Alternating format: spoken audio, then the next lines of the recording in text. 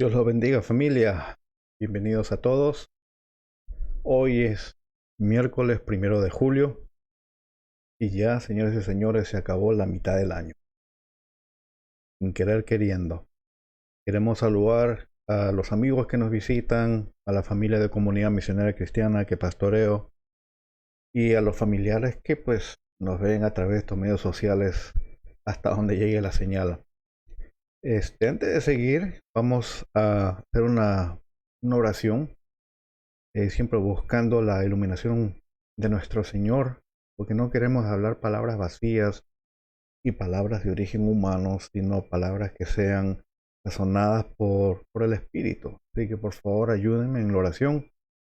Gracias, Señor, por lo bueno que has sido con nosotros, por tu misericordia. Pedimos, Señor, espíritu de sabiduría, palabra clara, palabra que anime, palabra que edifique. En el nombre de Jesús. Amén. Saludamos a los que se conectan, saludamos a Faustino, que siempre es el primero en conectarse desde New Brunswick. Te extrañamos, Faustino, a ti y a toda tu familia. Sí, saludos a toda la familia. El tema de esta noche, pues viene a través de muchas preguntas. Mucha gente está haciendo conexiones acerca del arrebato, de la venida de Cristo. Muchos están hablando de New World Order, el nuevo gobierno mundial. Todo el mundo están haciendo comentarios.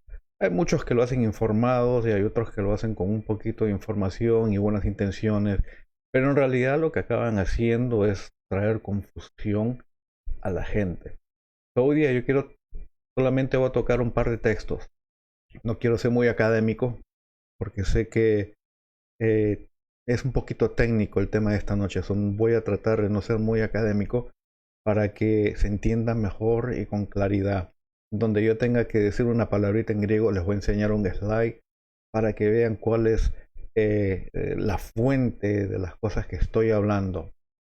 Entonces, el tema de hoy tiene que ver con Segunda de Tesalonicenses, versículos 1 aproximadamente hasta el 9. No lo voy a leer todos, pero voy a empezar con el primer versículo, ¿verdad? Segunda de Tesalonicenses 2:1. O si tienen sus Biblias, por favor, mantengan el dedo en esa hoja y se leen en el nombre del Padre, del Hijo y del Espíritu Santo. El que tenga oído, que oiga la palabra del Señor. Pero con respecto a la venida de nuestro Señor Jesucristo y nuestro recogimiento con Él, les rogamos, hermanos, que no sean sacudidos fácilmente en su modo de pensar, ni se alarmen ni por espíritu, ni por palabra, ni por carta, como si fuera de nosotros, en el sentido de que el día del Señor ha llegado. Y como ustedes pueden leer y ver y entender, acá Pablo está tratando con falsa información. Sucede que algunos habían estado diciendo que el Señor ya había venido y ellos se habían quedado. Fue a través de una carta, alguien se hizo pasar por apóstol, me imagino, pero la mala información se regó. Entonces, Pablo se ve en la necesidad de escribir una segunda carta a los tesalonicenses y poner las cosas bien en claro. Número 1, en el versículo 1 dice, pero con respecto a la venida. La palabra venida es una palabra clave porque se utiliza 24 veces en el Nuevo Testamento y Pablo hace un número de usos de esa palabra. En 1 Corintios 15:23, 1 Tesalonicenses 4:15, lo utiliza 1 Tesalonicenses 5:23, 2 Tesalonicenses 2:1, también lo utiliza el hermano de Jesús, Santiago capítulo 5, versículo 7, el apóstol Pedro también lo utiliza en 2 de Pedro 1:16. Y la palabra en griego es parusía, y parusía significa el regreso, venido, retorno, o también significa presencia. Pero cuando lo utiliza Pedro, está hablando en la presencia de Jesús entre sus discípulos, y Pablo en su mayoría de los textos es en referencia al retorno de Jesús. Entonces la falsa información torna en este aspecto, en el retorno de Jesús. Y dice con respecto al retorno de Jesús, de nuestro Señor Jesucristo, y nuestro recogimiento. Si están leyendo la versión Reina Valera, dice recogimiento. Si están leyendo otra versión más moderna, no dice recogimiento.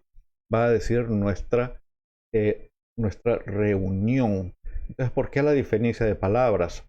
Porque cuando vamos al griego, la palabra clave es episenogoge, ¿Qué significa asamblea y reunión? No significa recogimiento. ¿Qué implica esto? Nosotros creemos en el arrebato, pero este texto en específico, texto número 1, no tiene que ver con arrebato. Donde ven recogimiento, muchos piensan, uy, es el arrebato. No, en este texto no, sucede después. Acá tiene que ver con una reunión que nos vamos a reunir con el Señor. No sabemos si es aquí, en el cielo o de regreso, pero va a haber una reunión. Entonces, no debemos ser sacudidos. Hay mucha palabra. Saludamos a Paola. Bendiciones, Paola. Dios te bendiga. Alumnos, exalumnos de Edison Theological Seminary, cuando nosotros enseñábamos en South Bambrook, en la iglesia de la pastora y gran amiga Margarita. Así que saludos a todos. La mayoría son ticos en esa iglesia. Entonces, la venida del Señor Jesús, ¿verdad? En este texto no tiene que ver nada con el arrebato. Entonces seguimos. Vamos al versículo 3. Ahí es donde empieza la cuestión, familia. Ahí es donde se pone un poquito duro. Versículo 3 dice que nadie los engañe en ninguna manera, porque no vendrá sin que primero venga la apostasía. Yo busqué la palabra en griego, apostasía, y así como usted lo lee en español, así mismo aparece en el griego, la apostasía. La apostasía, pues, significa un apartamiento, salirse del camino o desviarse del camino. También significa la palabra rebelión. Lo curioso es que basado en los nuevos textos que se han descubierto, los nuevos manuscritos, la mayoría, ustedes lo leen en inglés, en la EBS, English Version, en la NET, New English Translation, ahí van a encontrar la palabra, pues, rebelión.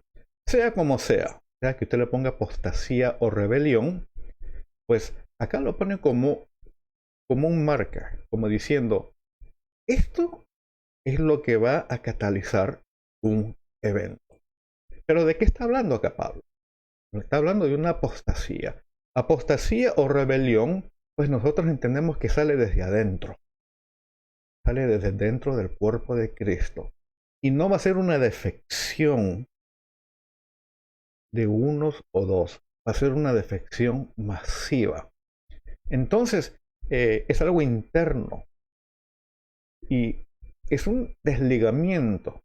Como cuerpo de Cristo, es un desligamiento con la cabeza de la iglesia, que es Cristo. O sea, que es algo grave. Entonces, es un desviamiento de la palabra a tal magnitud que desemboca en la manifestación del anticristo. Saludamos a G, que me está mandando textos ahorita que no se puede conectar. No te preocupes, esto lo estamos grabando y después lo vamos a poner en YouTube y acá se lo pueden repetir. Entonces, miren, nosotros en la Iglesia de Cristo siempre hemos tenido diferencias de opiniones acerca de ciertas doctrinas. Doctrinas que no te hacen, ni te quitan la salvación, ni te hacen más santos. Pero esta defección, esta apostasía, es mucho más profunda y raja el cuerpo de Cristo. En otras palabras, acá estamos hablando de las cosas que te convierten en hereje. Entonces sabemos que en los últimos tiempos va a haber una defección masiva. Quiero dar un par de ejemplos de cómo Pablo utiliza la palabra apostasía. La palabra apostasía la menciona 3 veces, en primera de Timoteo, en segunda de Timoteo 2 veces, y después lo utiliza Santiago y de nuevo el apóstol Pedro. Solamente le voy a leer 2 versículos para darle un poquito de sazón de lo que está hablando. Primera de Timoteo 4, versículo 1, dice, el Espíritu dice claramente, en los últimos tiempos algunos se apartarán de la fe, prestando atención a espíritus engañadores. So, acá vemos una parte de la película. Va a ser una manifestación de espíritus que van a venir y engañar a la gente. Atención, espíritus engañadores y a doctrina de demonios. Claro está. Pues esto no viene de un ángel, esto vienen de seres híbridos que murieron y sus espíritus se convierten en demonios. Su función ha sido engañar y hacer que la gente tenga un sinsabor del evangelio. Es de una naturaleza espiritual y una reacción humana. Segunda de Timoteo 4, versículos 3 y 4. Dice, porque vendrá tiempo cuando no soportarán la sana doctrina. No soportarán la sana doctrina. No van a aguantar la sana doctrina. Y no es curioso, estamos en una época en la historia donde después de 2000 años han aparecido una multitud de personas que se autodenominan apóstoles y ahora tenemos profetas y sabrá Dios que otros títulos. Personas que en otro tiempo eran pastores o evangelistas y que de un día para otro buscaron a otro que lo ungiese y ya pertenecen a una red apostólica. Watch out, como se dice en inglés. Cuidado, porque Pablo fue el último apóstol. Léalo en Corintios. Cuidado que se desliguen, porque estos nuevos apóstoles son apóstoles, se han apartado, es una defección, se han salido. Es como los atletas cubanos antes cuando salían a competir en los Juegos Panamericanos, Olimpiadas, y se escapaban del equipo para no regresar a Cuba. Así mismo están haciendo estos apóstatas. Entonces, porque vendrá tiempo cuando no soportarán la sana doctrina, sino que teniendo comezón de oído, un picazón de oído, quieren escuchar nuevas cosas, conforme a sus propios deseos, y acumularán para sí maestros. Se han levantado maestros que saben un poquito, y que son un poquito, han hecho gran daño. El verdadero maestro se prepara. El verdadero maestro vive la palabra. El verdadero maestro domina la palabra a izquierda y derecha. Y aprende un poquito de los idiomas originales para no leer opiniones de comentarios, sino ir a la fuente en distintas versiones en los manuscritos griegos, en hebreo y arameo. El que quiere enseñar tiene que pagar el precio. Entonces, van a acumular así falsos maestros y apartarán sus oídos de la verdad y se volverán a los mitos o historias. Pues, si ustedes ven en YouTube estos falsos apóstoles con sus mega iglesias, y usted, yo no sé si usted siente horror cuando ve eso. Yo veo horror cuando veo miles de personas reunidos a escuchar las historias, chistes que estas personas relatan. Son irreverentes. Entonces están escuchando mitos. Entonces este problema de la apostasía aún solamente ha sido una manifestación en cierta área de la iglesia, específicamente en el lado latino. En el lado americano, pues lo han tenido un poco dominado. ¿Por qué? Porque fíjese el problema, y le quiero explicar rápidamente, familia. Antes, para usted ser un ministro o un pastor, pues usted tenía que pasar por una preparación rigurosa, donde pues se veía si usted padecía de algunas debilidades para que usted, durante la formación espiritual, usted se deshaga de esas cosas y pueda ministrar apropiadamente. Ahora tenemos gente en el ministerio sin preparación, todavía luchando con sus propias cosas, abusando espiritualmente. Entonces se ha perdido todo control en las iglesias independientes. La gran mayoría, si hubiesen aplicado para el ministerio en una denominación grande, no estarían. Y no, Dios te bendiga, Omaira, que se acaba de conectar. Orando por ti, Omaira, para que te recuperes pronto. Entonces, la mayoría de estos apóstoles, los profetas, déjeme decirle, en las denominaciones antiguas, esas escrutinaban muy bien a los candidatos, no pasarían esa valla. Por eso se salen de esas iglesias, levantan su propia iglesia en la esquina, buscan 10 tontos que los sigan, que le paguen el diezmo a ellos, y ellos viven muy bien, vive el evangelio. Espero que este COVID-19 haya tocado sus bolsillos, y lo digo sinceramente. Trabajen y dejen de estafar a la gente. Así de apasionado me siento con este tema. ¿Okay? En el versículo 3, pues, que nadie los engañe de ninguna manera, porque no vendrán sin que primero venga la apostasía. Va a venir una apostasía masiva, así como lo estamos viendo, pero va a ser de mayor magnitud. Y se ha revelado el hombre de pecado, el hijo de perdición. ¿Quién es este personaje? Bueno, de él se habla bastante en las escrituras, específicamente en estos textos de Pablo, de Pedro, se le menciona en Daniel, hay alegaciones de él en Ezequiel 28, en Apocalipsis 13. Él es un impostor. Este ser, le vamos a llamar, es un impostor. ¿Por qué? Porque en el versículo 4 dice, este se opone y se exalta sobre todo lo que se llama Dios o es objeto de culto, de manera que se sienta en el templo de Dios, presentándose como si fuera Dios. Una cosa es decir, usted es talentoso, no creo en tal doctrina, no creo en tal cosa. Este ser va a venir y se va a oponer todo lo que es Dios. En un sentido va a ser un ateo de lo verdadero. Y a la misma vez él se va a imponer como la fuente de adoración. Es una persona que se va a declarar Dios. Y hace una alusión acá Pablo. Dice, de manera que se siente en el templo de Dios.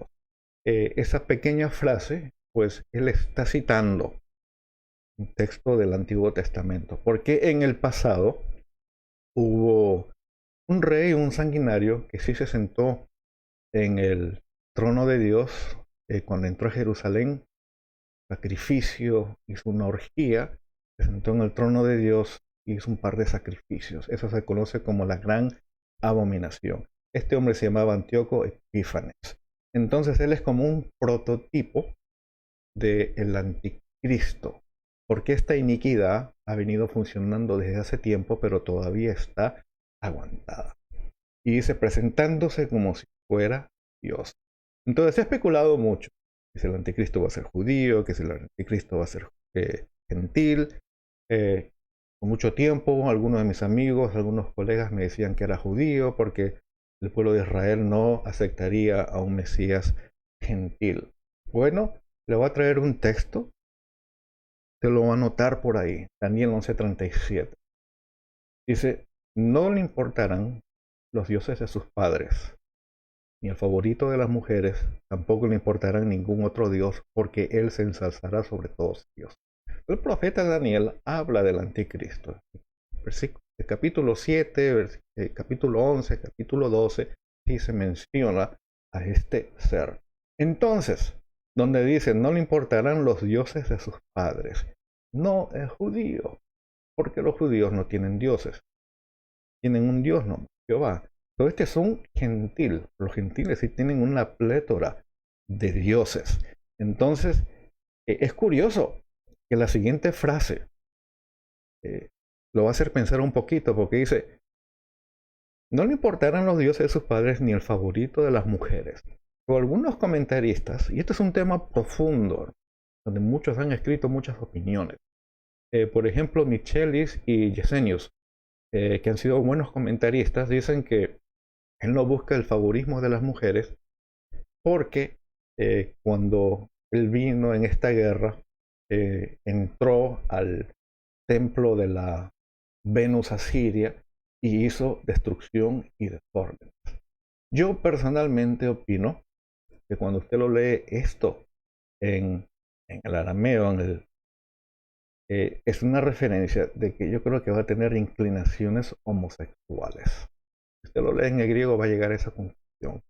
Es complejo la personalidad del anticristo. Número uno, va a ser uno que no lo van a importar los dioses de antes o después de él, sino él mismo. Va a ser un intolerante, un tirano. Probablemente sea con una orientación homosexual. Tampoco le importará ningún otro dios porque él se ensalzará sobre todos ellos. Él es un gran impostor. Se hace pasar por alguien que no es.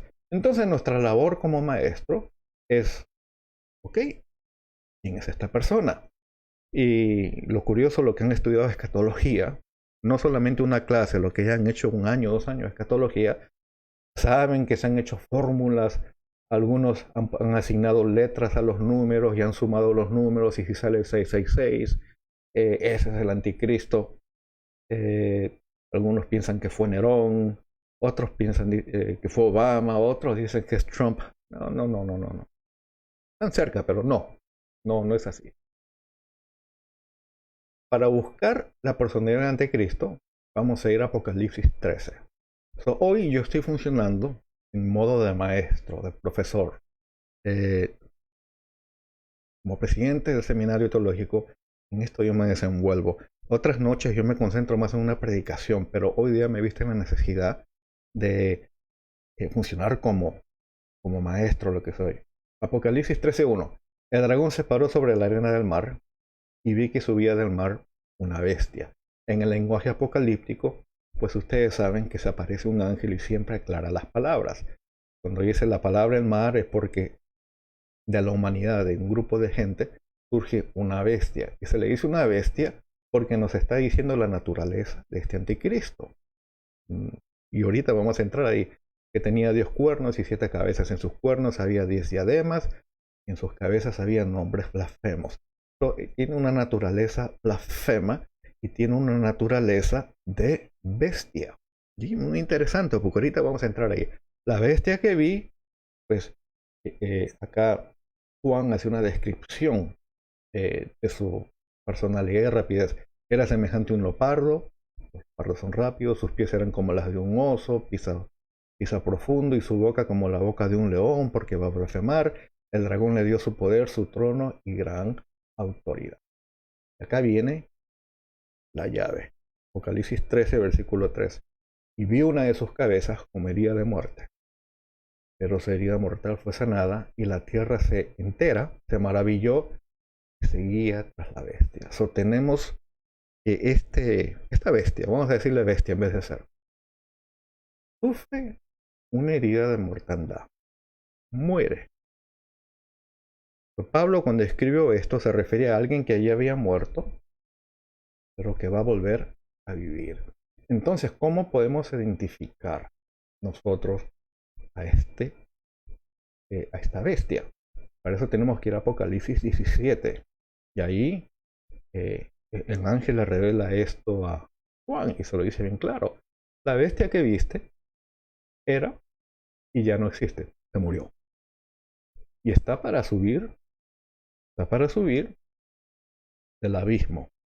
Entonces alguien que está habitando en la región de los muertos, que va a salir de ahí y va a la destrucción. Y los moradores de la tierra, cuyos nombres no se han escrito en el libro de la vida, desde la fundación del mundo se asombrarán al ver a la bestia que era y ya no existe, pero que vendrá. Estamos hablando de una bestia que ya existió y ahora está en la región de los muertos, pero que va a volver a resucitar. Y yo quiero que mantengan eso allí en sus mentes, porque ahorita lo vamos a aclarar. Y dice, aquí está la mente que tiene sabiduría. Como yo les digo, la Biblia solita se aclara. Acá el ángel le aclara toda esta visión a Juan. Aquí está la mente que tiene sabiduría. Las 7 cabezas son 7 montes sobre los que se sienta la mujer. También son 7 reyes. Y acá es donde viene el rompecabezas. 5 han caído, ya 5 han muerto. En la época de Juan, ya 5 habían muerto, ¿verdad? Uno era el rey en el tiempo de Juan y el otro aún no ha venido, un rey cercano. Y cuando venga es necesario que permanezca un poco de tiempo. Entonces, si nosotros buscamos en la Biblia, por lo menos buscamos los primeros 5 reyes, porque ya habían muerto en la época de Juan. Entonces, tenemos que buscar cuáles fueron los reyes, los más famosos. Entonces, yo les quiero mostrar algo acá, que lo estoy buscando, y les voy a mostrar la lista de los candidatos, ¿verdad? Por ejemplo, el primer rey en la tierra se llamaba Nimrod. Hay 4 referencias de él en la Biblia, así que no me lo inventé yo. Después, otro candidato, faraón de Egipto, probablemente Ramsés en la época del Éxodo. Otro rey malo ha sido Sennacherib, rey asirio. Otra mención de otro rey famoso, no se puede ignorar, Ezequiel 28, el príncipe de Tire, que es un antitipo del anticristo y del diablo. Otro rey infame tirano es Antíoco Epífanes. Si usted quiere puede cambiarlo por Alejandro el Magno. Usted tiene 5 reyes ahí. Ahora, durante la época, va a traer el mouse acá, durante la época que estaba hablando Juan, ¿ok? él hace mención al que es. Eso depende de cuándo usted ponga la fecha de cuando se escribió el libro de Apocalipsis. Puede ser o Nerón o Domiciano. No importa en realidad. Nerón murió acuchillado. Y después se menciona el que será, ¿no? Entonces usted tiene que pensar en uno de los reyes o presidentes o tiranos que hemos tenido desde el segundo siglo hasta el siglo XXI. Entonces si usted mira, voy a regresar de nuevo a la cámara. Si usted piensa en los primeros 2 siglos, quién fue un rey tirano, muchos piensan que Napoleón fue un prototipo del anticristo que reinó muy poco, estamos hablando de 5 o 7 años. Otros dicen que fue Hitler en un reinado de 5 años, otros dicen que fue Stalin, otros lo ponen con el que fue presidente de Camboya, un genocida. No importa quién lo ponga, ese fue un reinado corto. Ahora lo curioso es de que, y estoy cambiando acá, ¿cuál fue la muerte de esos reyes? Entonces hay que mirar, ¿verdad? Voy a cambiar de acá. ¿Cómo murió Nimrod? Bueno, sabemos que Saúl le cortó la cabeza. Está en el libro de Jasher. No sabemos cómo murió el faraón de Egipto. No sabemos cómo murió Sennacherib, rey asirio. No sabemos cómo murió el príncipe de Tire. Antíoco Epífanes no sabemos exactamente cómo murió. Nerón murió acuchillado y Hitler supuestamente se suicidó. Entonces, si usted de esta lista busca cuál fue herido mortalmente en la cabeza, solamente usted tiene un candidato y este es Nimrod. Entonces, para que ustedes vean, Nimrod es conocido bajo muchos nombres en la historia humana. ¿Por qué es conocido bajo muchos nombres? Porque a medida que se esparció después de la Torre de Babel, ese conocimiento fue traducido a muchos idiomas, se le conoce como Gilgamesh, Baal. Ustedes van a reconocer este nombre, es muy bíblico Baal. Los israelitas tuvieron muchos problemas en la adoración a Baal.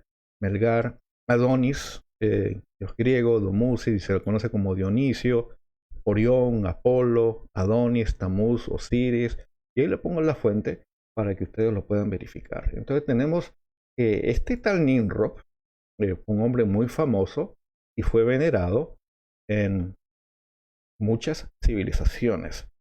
¿Qué sabemos de Gilgamesh? De la literatura secular, especialmente en el libro de Gilgamesh, pues se menciona que era una bestia. ¿Por qué? Porque era 1/3 hombre y 2/3 Dios.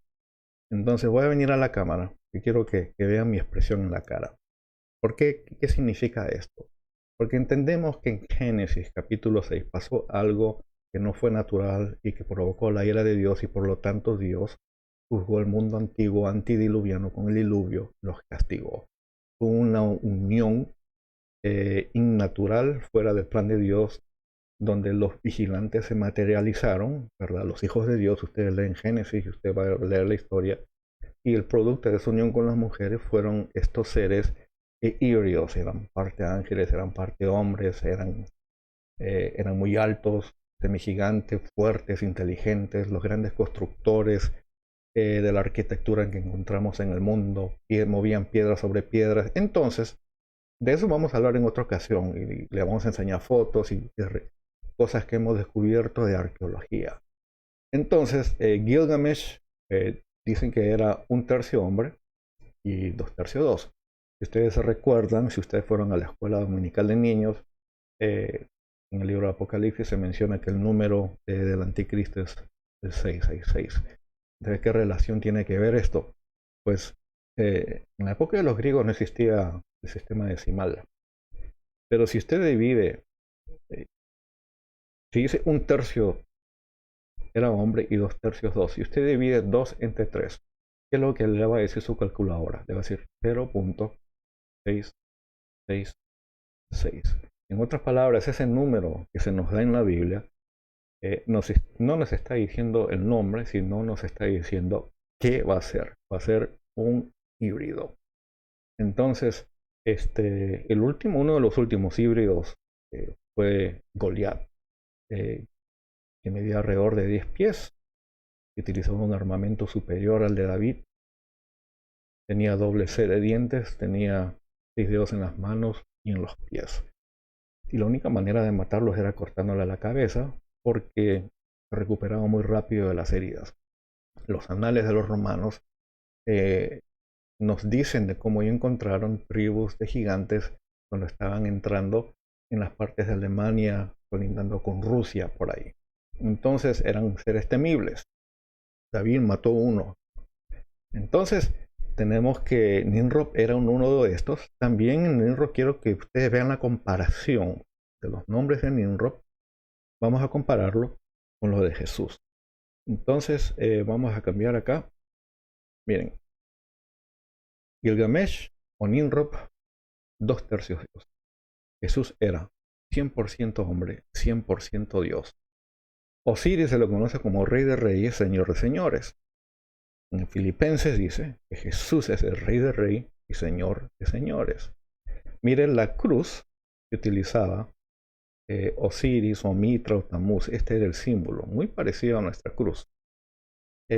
También Nimrod es descrito como un ser que resucita en la literatura secular. Y Apocalipsis también lo pone como alguien que resucita. Apolo, otro de sus títulos, significa hijo de Dios. Y Jesús era hijo de Dios.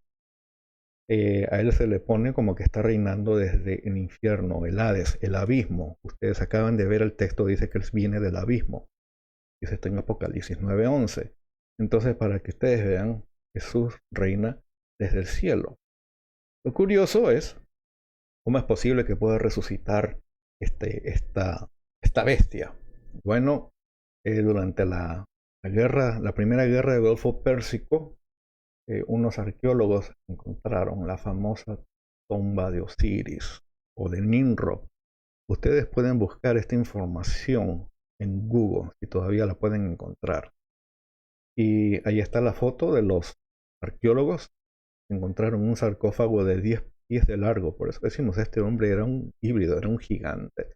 Y muestran las cámaras que tuvieron que bajar para poder sacar el sarcófago. El sarcófago estaba cubierto por agua, tuvieron que bombear el agua desde este pequeño abismo. Por eso Apocalipsis dice que él sale de las aguas. Entonces, y voy a regresar a la cámara. Entonces nosotros identificamos a esta bestia con Nimrod, que existió, está en el abismo y va a ser resucitado. ¿Cómo va a ser resucitado? Acá voy a especular. Acá, pues, si tienen acceso al sarcófago, tienen acceso al ADN, y la cuestión es mezclar ese ADN con un cuerpo para traerlo a la vida. La palabra dice que el mundo se va a maravillar. En Apocalipsis 13, versículos 5 al 8, dice, y la bestia se le dio una boca que hablaba palabras arrogantes y blasfemas, y se le dio autoridad para actuar durante 42 meses, 3 años y medio.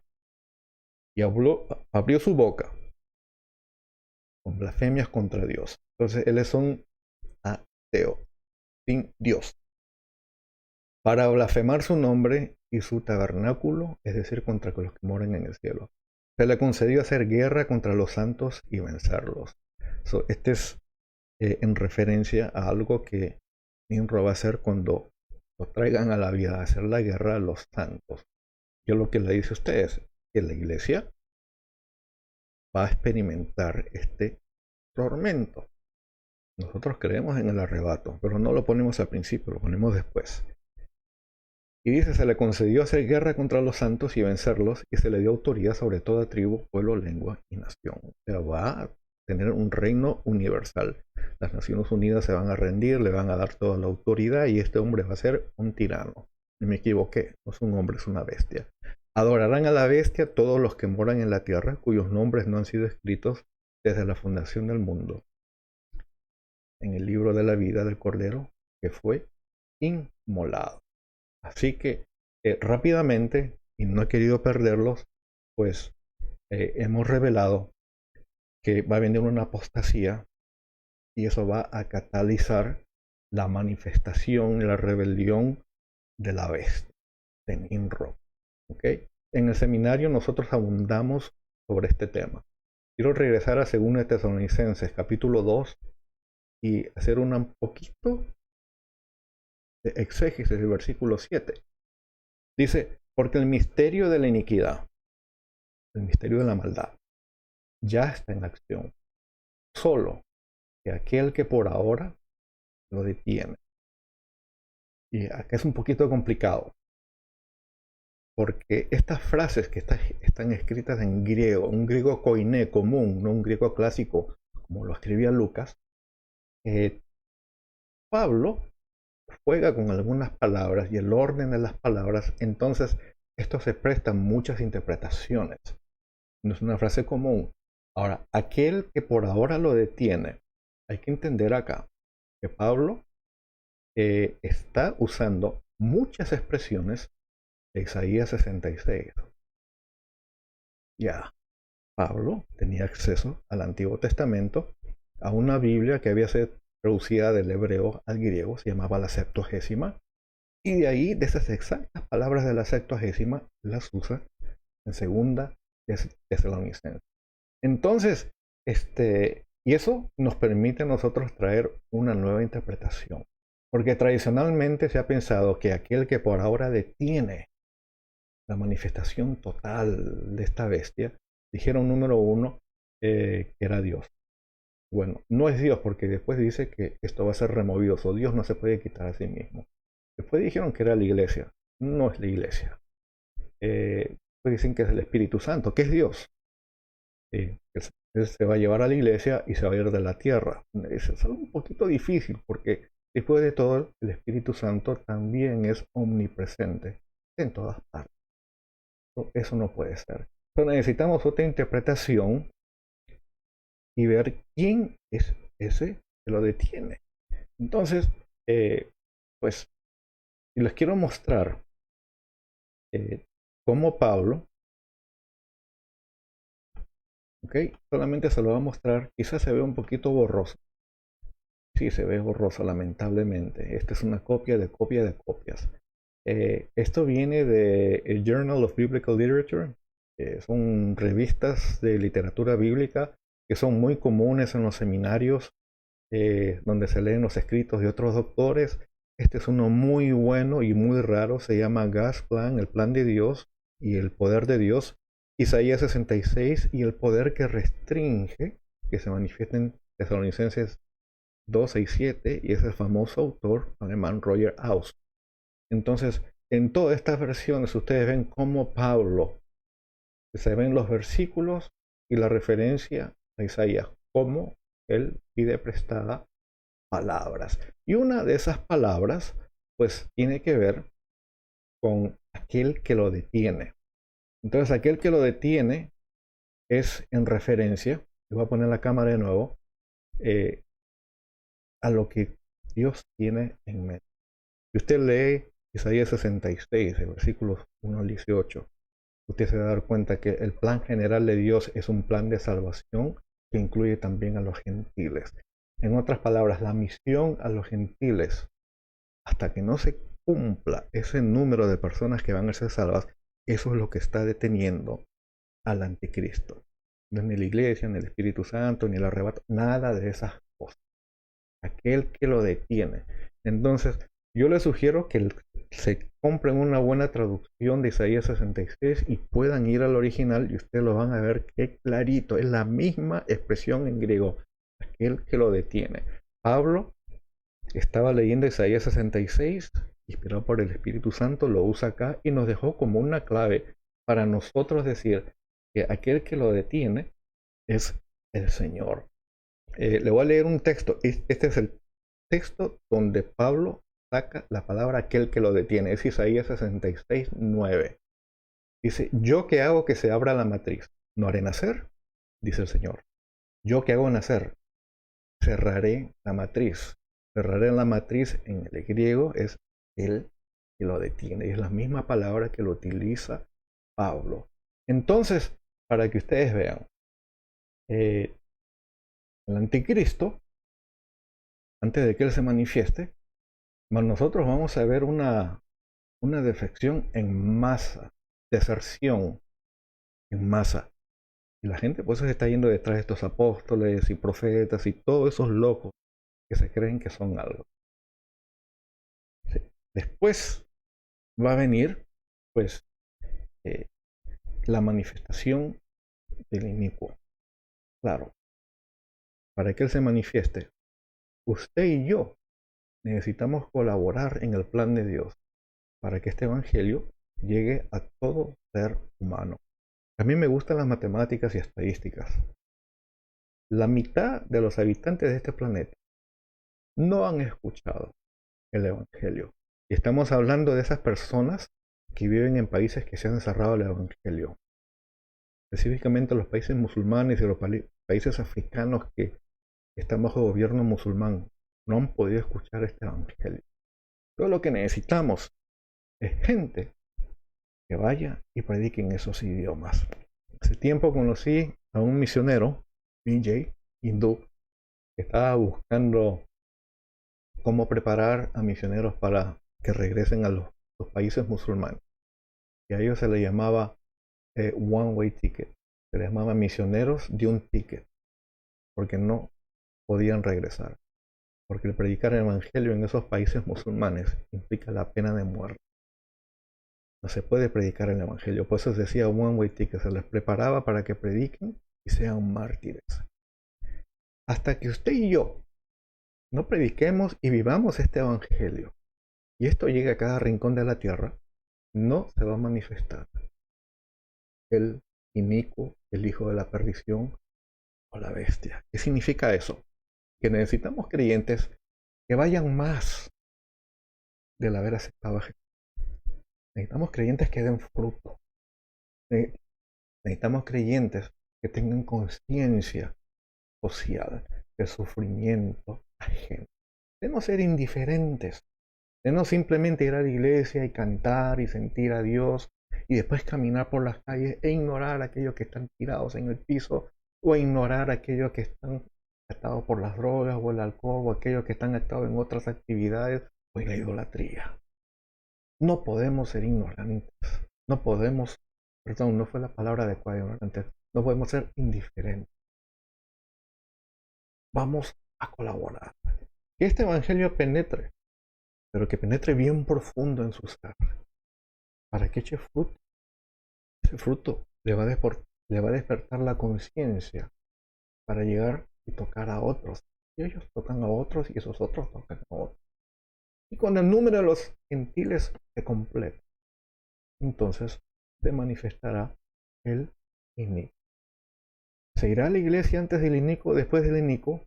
Ese es tema para otro estudio bíblico, donde vamos a discutir todas las posiciones que la iglesia ha tenido y cómo creyeron los apóstoles o la iglesia primitiva. Y usted va a escoger uno, porque yo no estoy acá para imponer opiniones a nadie. Como maestro, como pastor, estoy acá para aclarar y decirle que Dios nos ama, que Dios nos ha preservado aún en esta pandemia universal. Este es un jalón de orejas a la iglesia. Nos habíamos acostumbrado mucho al templo. La iglesia tiene que ver poco con el templo, tiene que ver más con la familia, nuestro trato con los otros. Así que este es un despertar. Ojalá que les haya gustado.